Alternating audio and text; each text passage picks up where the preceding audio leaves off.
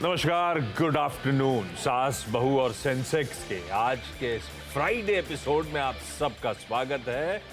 हम फिर news room से हाजिर हैं, पर आइडिया बदला नहीं है। आइडिया है देश के जाने माने एक्सपर्ट्स को पैच करें, जोड़ें शो में और आप लोगों की क्वेरीज को, महिलाओं की क्वेरीज को, बाजार से रिलेटेड सवालों को सॉल्व किया जाए। और आज मदद करने के लिए फ्राइडे के दिन sharmilajoshi.com की शर्मिला जोशी आप सबको आपकी स्क्रीन पे नजर आएंगी। शर्मिला जी, गुड आफ्टरनून। Good afternoon. बस आ रहा हूं, बस आपसे बातचीत की शुरुआत करूंगा। पहले जरा डॉक्टर साहब वो दिखाइए जरा ट्विटर यानी कि एक्स आईडी, वो इंस्टाग्राम आईडी और साथ साथ थ्रेड का आईडी। आप लोग रीच आउट करिए, जो कन्वीनियंट हो वैसे रीच आउट करिए। प्लस दिखा देता हूं आपको वो टोल फ्री नंबर और व्हाट्सएप नंबर, जिसके लिए जैसा जो कन्वीनियंट वैसा अपनी क्वेरीज भेजिए, वैसे अपने सवाल भेजिए। लाइए भाई, मार्केट स्क्रीन्स पर आएंगे और बढ़िया सेशन है। फ्राइडे का दिन है, हफ्ते का आखिरी। और कल हमने देखा था भारतीय बाजार में 3/4% का उछाल और उसके ऊपर आज फिर 2/3% की बढ़त के साथ भारतीय बाजार कामकाज करते हुए।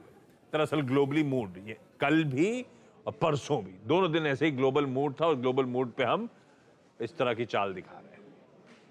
परसों रात में दरअसल वो फेड का फैसला आया, अमेरिकन मार्केट्स उछले, उस पर हमने रिएक्ट करा, पर अमेरिकन मार्केट्स में भी सबड्यूड सा रिएक्शन था और हमारे यहाँ भी वैसे ही एक्सपायरी का दिन था, निफ्टी की वीकली थोड़ा सा सबड्यूड सा ही रहा। पर आमतौर पर ऐसे बड़े इवेंट्स में फॉलो थ्रू सेशन जो होता है वो ज्यादा इंपॉर्टेंट होता है। और कल फिर उसके बाद जो यूएस में तेजी आई वो मीनिंगफुल थी, 2.25% का उछाल था। इसलिए कल की तेजी के ऊपर आज फिर हमारे समीकरण सुधरते हुए और अब हम उन इंटरेस्टिंग जोन्स पर हैं। इस सीरीज के अब तक के पिछले कुछ दिनों के हाईज जो हैं उसको ब्रीच कर दिया। 233 थे मेरे ख्याल से, 250 के लेवल्स पे इस समय भी कामकाज करते हुए नजर आएंगे। ख्याल इंट्राडे में हमने 275, 276 तक के स्तरों को छुआ है, तो मोमेंटम अच्छा है। हाँ, बस ये है 19,300 के जो राइटर्स का जोन है उससे पहले थोड़े से पस पड़ते हुए, पर हमने काफी सारी अड़चने ऑन द वे अप निकाल दिए। 19,200 का बिल्डअप स्ट्रॉन्ग था, वो प्रीवियस हाईज थे 19,200, 250 के जोन्स पे आमतौर पे सप्लाई का ओवरहैंग बन रहा था। आज हम उस चैनल के ऊपर ही कामकाज करते हुए, हाँ अब ले दे के हम उसी चैनल पे आ गए इस समय कामकाज करते हुए। तो देखते हैं आज ग्लोबल संकेत कैसे बनते हैं। आज शाम को यूएस में उनकी जॉब्स रिपोर्ट आएगी, क्योंकि अब अगली फेड पॉलिसी आनी है दिसंबर में, उससे पहले जॉब्स रिपोर्ट इंपॉर्टेंट हो जाती है। देखते हैं क्या समीकरण बैठ रहे हैं। खैर, ये सब हुई बाजार की बात। मूड अच्छा है, उसका एक इंडिकेशन और दे देता हूं। कल की ब्रेथ थी 5:2 की एडवांसेस के फेवर में और आज भी 3:1 है। ब्रॉडर मार्केट्स बढ़िया मोमेंटम दिखा रहे हैं। इवन बाजार जब इस हफ्ते करेक्ट हो रहे थे बीच बीच में, तो ब्रॉडर मार्केट्स में मोमेंटम इंटैक्ट था और लकीली आज भी वो 3:1 का जबरदस्त रेशियो है एडवांसेस के फेवर में। तो कंप्लेंट नहीं कुछ इस बाजार से, चौतरफा बढ़िया मोमेंटम, बढ़िया मूड बना हुआ है। चलिए सवाल जवाब के सिलसिले की शुरुआत कर रहा हूं और आज हमको अजमेर राजस्थान जाना है, गुजरात जाना है और साथ साथ जयपुर राजस्थान। अजमेर, जयपुर और गुजरात का लोकेशन नहीं लिखा डॉक्टर साहब ने। खैर, पहले जा रहा हूं अजमेर राजस्थान। मोना जैन आपको आपकी स्क्रीन पे नजर आएगी। मोना मैम हाय, कुछ खबर आ रही कमेंट्स रिलेटेड, आप लोग देखते रहिएगा स्क्रीन पे। Mona ma'am hi, good afternoon. Mona ma'am क्या करते हो आप अजमेर में? कब से हो, कब से शेयर बाजार से जुड़े हो? सर मैं 10-12 साल से जुड़ी हुई हूँ। हाँ, और ये 10-12 साल से कैसी रही जर्नी? कैसा रहा? पैसा आ रहा है, नहीं आ रहा है? हाँ, थोड़ा बहुत आ भी रहा है, थोड़ा बहुत जा भी रहा है। लॉस प्रॉफिट दोनों ही हो रहा है। आ जा रहा है तो ठीक है, जा ज्यादा रहा है कि आ ज्यादा रहा है?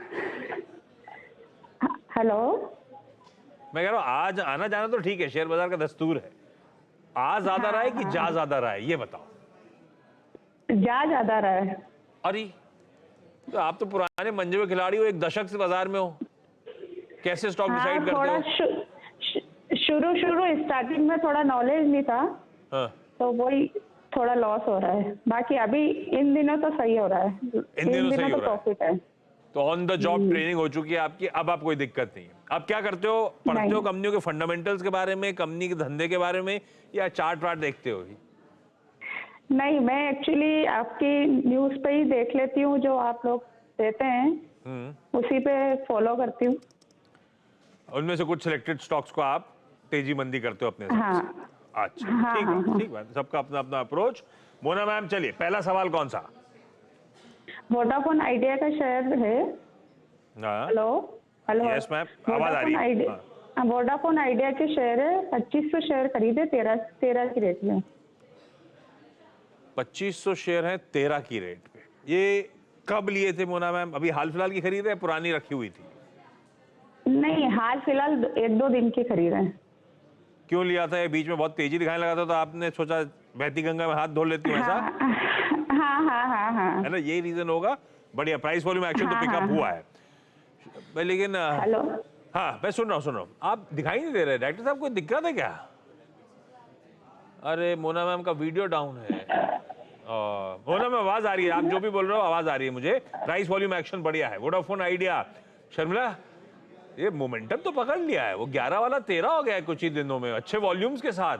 अब पता नहीं क्या सुगबुगाहट है, कोई पैसा डाल देगा प्रमोटर या कुछ हो जाएगा, भगवान जाने क्या चल रहा है। पर ये वो कंपनी है जिसकी बुक्स पे मैसिव डेट है। ये वो कंपनी है, कितने भी समीकरण सुधर जाएं, नेट लेवल पे लॉसेस ही होंगे, क्योंकि इसका इंटरेस्ट आउटगो उतना ही तगड़ा है। नतीजों में कुछ पॉजिटिव्स थे, मार्जिन्स इंप्रूव हो रहे थे, आरपूज इंप्रूव हो रहे थे, पर वो जब तक वो डेट लेवल्स इस तरह के रहेंगे, पता नहीं ये हम रिटेलर्स के लिए कितनी अच्छी है कंपनी। क्या करूं मैं, 13 पे लिया हुआ मोमेंटम ही प्ले लग रहा है मुझे मोना मैम का। निकल जाऊं, बने रहूं, थोड़ी और तेजी मिलेगी? आप लोग का व्यू क्या है? एक तो मोमेंटम के लिहाज से और फंडामेंटली भी। हम रिटेल क्योंकि रह रहे के वोडाफोन आइडिया में, कई लोग कहते हैं हमको मल्टीबैगर बन जाएगा, हालात सुधर रहे हैं। हमको घुसना चाहिए, नहीं घुसना चाहिए? मेरे हिसाब से मोमेंटम भी अगर आप देखें ना, तो मुझे लगता है कि थोड़ा उनका बाइंग प्राइस हाई हुआ है, क्योंकि एक 14 रुपए तक, 14.5 रुपए तक ये स्टॉक हमने देखा है, मोमेंटम के हिसाब से भी जाता है, और वहां पर कुछ ना कुछ खराब न्यूज आ जाती है और स्टॉक करेक्ट होता है। तो I would say really fundamentally मुझे टेलीकॉम एज ए सेक्टर बहुत पसंद है, लेकिन उसमें जैसे कि आपने कहा कि वोडाफोन की पोजिशनिंग इतनी अच्छी नहीं है, simply because of the debt level. क्योंकि ये सेक्टर ही ऐसा है कि जहां पर आपको इन्वेस्टमेंट करती रहनी पड़ती है, और उसमें अगर आपके पास ऑलरेडी इतना डेट है, तो आप नई नई इन्वेस्टमेंट क्या ही करोगे। तो मेरे हिसाब से अगर आपको प्योर प्ले टेलीकॉम चाहिए, तो आप भारतीय एयरटेल में शिफ्ट हो जाइए, या तो इन द होप कि रिलायंस आगे जाकर जियो का डाइवेस्टमेंट करे, रिलायंस जियो का, तो आप रिलायंस के शेयर ले लीजिए। लेकिन मेरे हिसाब से अगर आप एक थोड़े अभी फिलहाल मार्केट थोड़ा अच्छा चल रहा है और स्टॉक में मोमेंटम है, तो वो देखकर मेरे हिसाब से आपको 14, 14.5 में निकल जाना चाहिए। मोमेंटम है, लेकिन समय पे एग्जिट कर जाना है मोना जी अपने को। लकीली आपका ट्रेड ग्रिप में आ गया है। 13 वाला 13.25 पे आके खड़ा हुआ है, और शिमला कह रही है होपफुली 14.5 तक चला जाएगा। उससे ज्यादा लक को टेस्ट मत करिएगा, स्टॉक पे मुनाफा बांध लीजिएगा। मैं आता हूं लौट के आपके पास। जयपुर राजस्थान से नेहा अग्रवाल स्क्रीन पर आएंगी। नेहा मैम, हाय, गुड आफ्टरनून। नेहा मैम, आपको कितना टाइम हो गया शेयर बाजार में? Sir, I started in 2008। तब मैं अपनी सीए की पढ़ाई कर रही थी, एंड देन फिर I left and now I have joined again. तो तब सीए की पढ़ाई कर रहे थे, अब तो सीए हो गया आप तो बिल्कुल फंडामेंटल निचोड़ देते हो कंपनी के। I think so, not really. तो बेसिकली नहीं, तो आई एम अज्यूमिंग फंडामेंटली कंपनियों को गॉज करते हो, या फिर टेक्निकल्स भी स्टडी कर लिए over a period of time में? टेक्निकल सर अब स्टार्ट किया है पढ़ना थोड़ा बहुत, on my own. Fundamental तो yes I know. I'm sure you know. तो नेहा मैम, पहला स्टॉक कौन सा? JBM Auto. I bought it at 14.35. 20 shares I had bought. और ये फंडामेंटल स्टडी का नतीजा है कि ये टेक्निकली कुछ देखा था आपने? EV सेक्टर में they were making buses, और फिर मैंने न्यूज में भी देखा था को बड़ा ऑर्डर मिला था। तो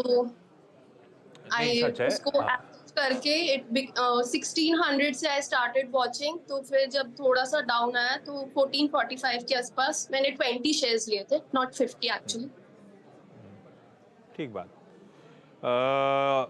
ठीक है शर्मिला, ईवीज के लिए बसेस, ये जब शुरुआत थी तब ये जब ईवी या बसेस के धंधे में उतरा था, फिर वो सीएनजी और कौन कौन सी बसेस बनाना, फिर धीरे से ईवी, ये शुरुआत में तो एज एन ओईएम बहुत अट्रैक्टिव था, क्योंकि इसका मार्केट कैपिटलाइजेशन ना के बराबर था।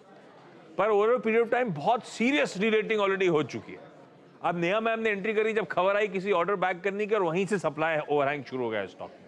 क्या करना है फंडामेंटली, आप लोग का व्यू क्या है? मेरी खरीद 1450 की है, खड़ा है 1200 पे।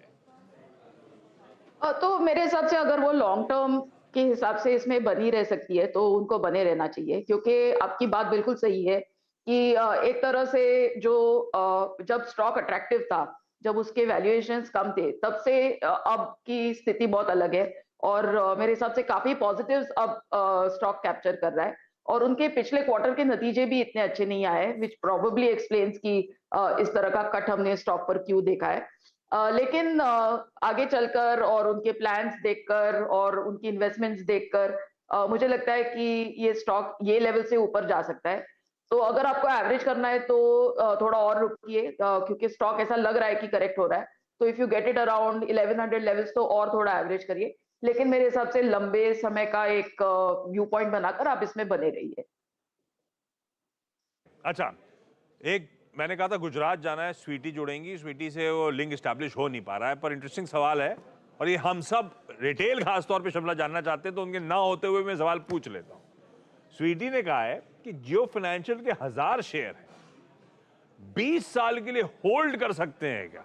और शमला मैं इसलिए उठा रहा हूँ सवाल, आमतौर पर कोई नहीं जुड़ता तो मैं इसका सवाल लेता नहीं हूँ, पर इसमें इंटरेस्टिंग इसीलिए क्योंकि जब हम लोग यूट्यूब लाइव्स करते हैं, जब शेयर बाजार के बारे में चर्चाएं करते हैं, पब्लिक के लिए फोरम खोलते हैं, आजकल बहुत ज्यादा सवाल आ रहे हैं जियो फाइनेंशियल्स को लेकर, और सब बड़े होप ट्रेड्स को राइड करने के लिए ऑलरेडी पैसा लगा रखा है लोगों ने। शायद ये कैसे समझाऊं, कैसे करूं, क्योंकि अभी सब कुछ होप है, किसी बड़े ग्रुप का आर्म है जिसका बिजनेस अब इवॉल्व होना शुरू होगा। क्या वो कन्विक्शन ग्रुप की प्रेसिडेंट्स को देखते हुए जियो फाइनेंशियल में है कि 20 साल के लिए होल्ड करूं, इन लेवल्स पे खरीद लिया है तो बैठे रहूं खरीद के? आप लोग क्या रिप्लाई करते हो ऐसी क्वेरीज पे? So first of all, very honestly, I'm very impressed कि कोई ये सोचकर स्टॉक खरीद रहा है कि वो 20 साल इसमें बने रहे, क्योंकि आमतौर पे इस तरह का होराइजन सुनने में नहीं मिलता है। और अगर आप मेरे माय होल्डिंग पीरियड अगर आप बात करें तो बहुत सारे स्टॉक्स ऐसे हैं जो मैंने 20 साल पकड़ के रखे हैं। तो एक यही कैविएट होगा। एक तो मुझे लगता है कि सेक्टर जो जियो फाइनेंशियल में है वो बहुत अच्छा है, यहाँ से आगे चलकर इसमें ओवरऑल पूरे सेक्टर में अच्छी ग्रोथ होने की उम्मीद है।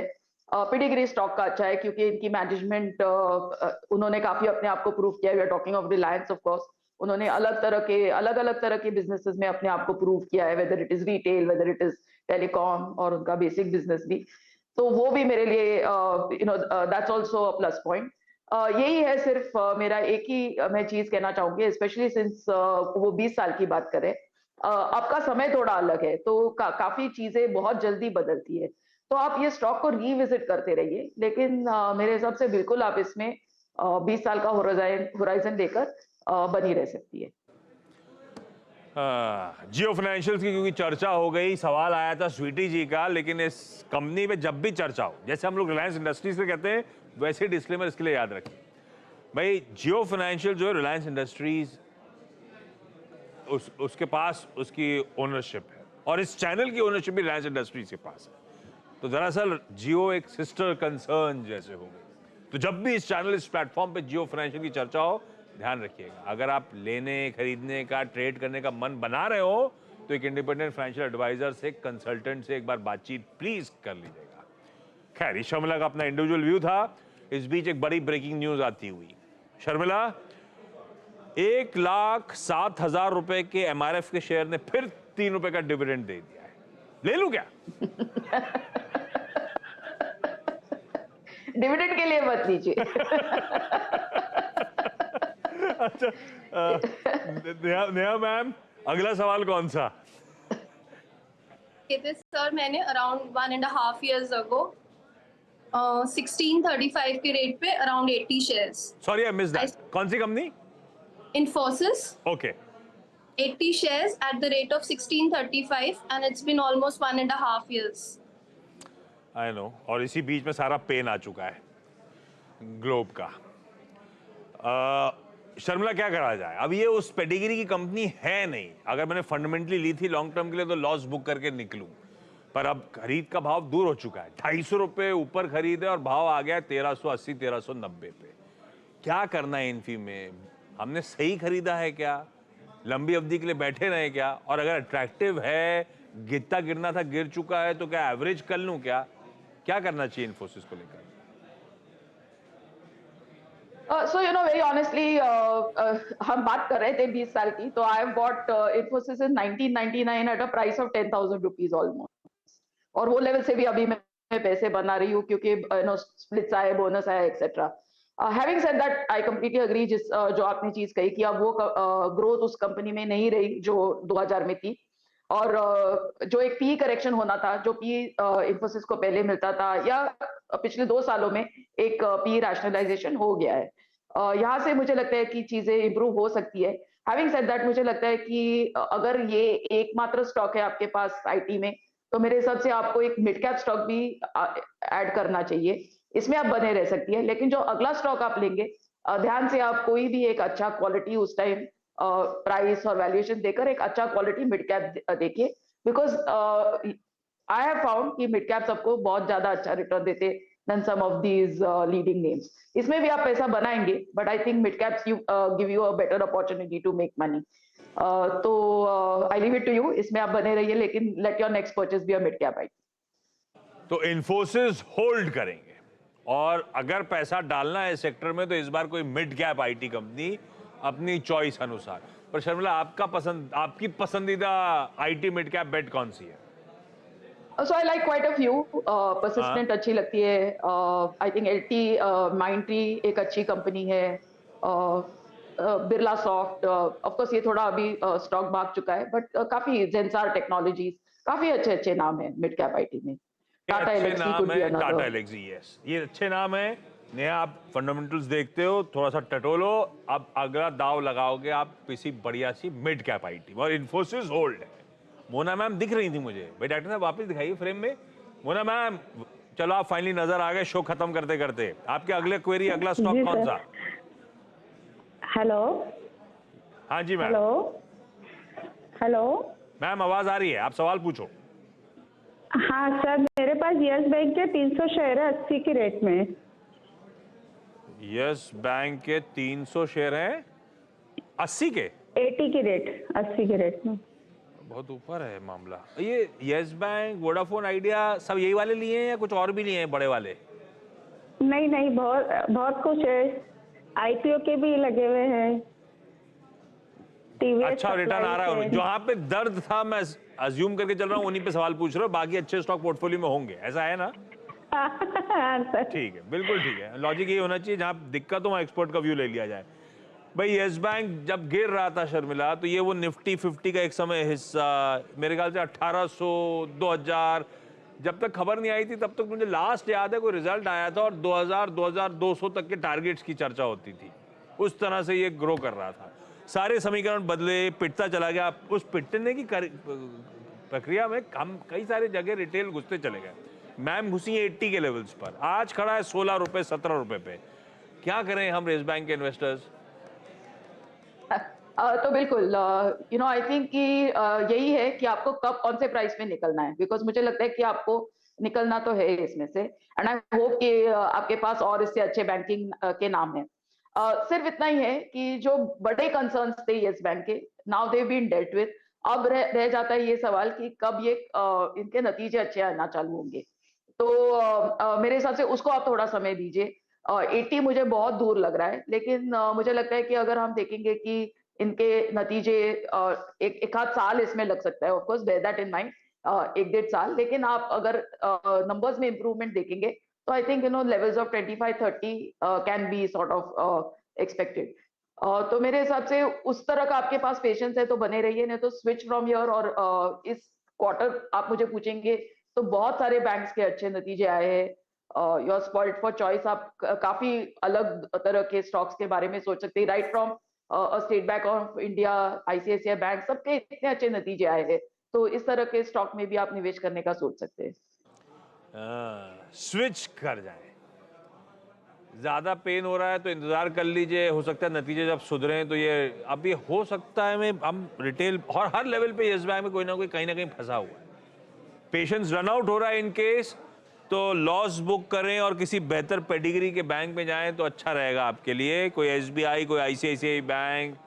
You are spoiled for choices. दिग्गजों में सबके अच्छे नंबर आ रहे हैं। खैर, इस नोट पर मोना मैम, नेहा मैम, आप दोनों का जुड़ने के लिए धन्यवाद।